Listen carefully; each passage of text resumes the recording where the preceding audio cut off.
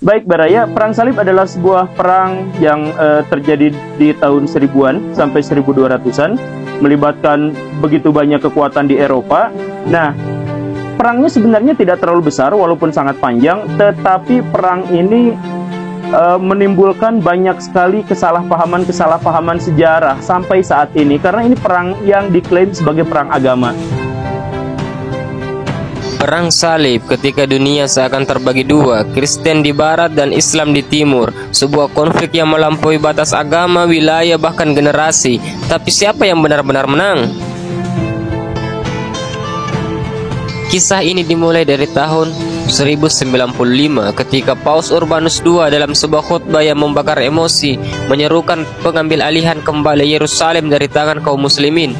Ribuan orang menjawab, mereka bukan hanya kesatria tapi juga petani, biarawan hingga kriminal yang ingin ditebus dosanya lewat pedang. Mereka menyebutnya perang suci, tapi bagi umat Islam itu adalah invasi. Pada tahun 1099 Yerusalem jatuh, tentara salib menyerbu kota suci, menumpahkan darah ribuan orang. Masjid Al-Aqsa dijadikan istal dan azan dihilangkan dari langit kota. Bagi umat Islam ini adalah luka terdalam, tapi dari luka itulah kebangkitan dimulai.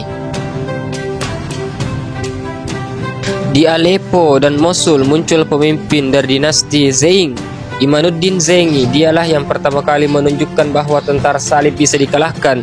Pada tahun 1144 ia merebut kembali Edessa, kemenangan pertama besar umat muslim dalam perang salib. Dunia barat terkejut lalu memulai perang salib kedua, tapi kali ini mereka tidak seberuntung sebelumnya. Pasukan Louis dan Konrad dipukul mundur, kaum muslim mulai bangkit. Namun tokoh kunci sesungguhnya baru muncul setelahnya. Ia bernama Salahuddin Al-Ayyubi, seorang Kurdi cerdas, religius dan penyayang, tapi juga pemimpin perang yang tangguh. Ia menyatukan dunia Islam yang sebelumnya tercerai-berai oleh perebutan kekuasaan. Ia menundukkan Mesir dan Syam dan mengusir kekuatan Fatimiyah yang telah lemah. Pada tahun 1187, Salahuddin mencatat kemenangan terbesar umat muslim dalam sejarah perang salib, pertempuran Hattin. Ia mengalahkan pasukan salib dan merebut kembali Yerusalem, tapi tidak seperti tentara salib yang dulu menumpahkan darah. Salahuddin membebaskan kota itu dengan belas kasih. Ia tidak membantai, ia tidak membakar gereja, bahkan memberi waktu kepada warga non-muslim untuk keluar dengan aman. Inilah momen di mana Islam menunjukkan wajah sejatinya, keadilan dan rahmat bahkan terhadap musuh. Perang salib ketiga pun diluncurkan sebagai respons. Richard, si hati singa, datang dari Inggris. Dia dan Salahuddin berhadapan dalam pertempuran yang melegenda, tapi Richard gagal merebut kembali Yerusalem. Akhirnya keduanya sepakat berdamai. Salahuddin tetap menguasai kota suci, tapi memperbolehkan peziarah Kristen datang beribadah. Disinilah dunia menyaksikan bahwa diplomasi bukan pedang yang membawa penyelesaian.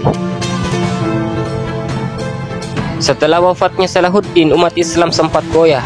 Tapi gelombang perang salib selanjutnya justru mempermalukan tentara salib sendiri.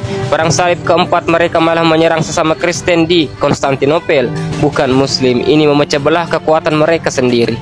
Sementara itu, di dunia Islam muncul kekuatan baru, Mamluk dari Mesir, dengan strategi militer luar biasa. Mamluk di bawah Sultan Baybars dan Qalawun mengusir sisa-sisa kekuatan salib dari Levant. Tahun 1291, kota Acre, benteng terakhir salib, jatuh ke tangan Muslim. Ini adalah akhir perang salib dan kemenangan yang hakiki ada di pihak Muslim. Namun sejarah tak berhenti di sana. Perang salib bukan hanya soal perebutan kota suci, tetapi pertarungan ideologi dan moral. Di balik kebrutalan dan fanatisme, muncul tokoh-tokoh Muslim yang justru dikenal karena kemuliaan dan kedewasaan dalam berperang. Salahuddin bukan hanya ditakuti, tapi juga dihormati bahkan oleh musuhnya sendiri. Perang salib membuka jalan pertukaran budaya, ilmu, dan teknologi antara timur dan barat. Dunia barat belajar banyak dari dunia Islam tentang kedokteran, filsafat, arsitektur, bahkan sistem pemerintahan. Ironisnya, meski ingin menaklukkan dunia Islam, para kesatria Eropa pulang membawa inspirasi dari tanah yang mereka serang.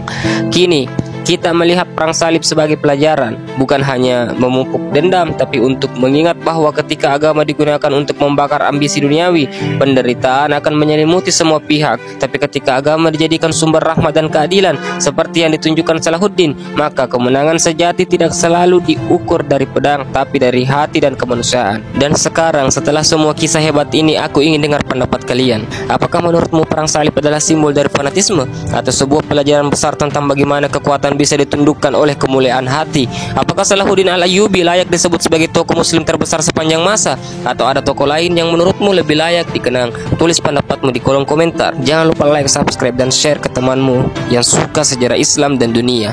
Sampai ketemu di konten selanjutnya.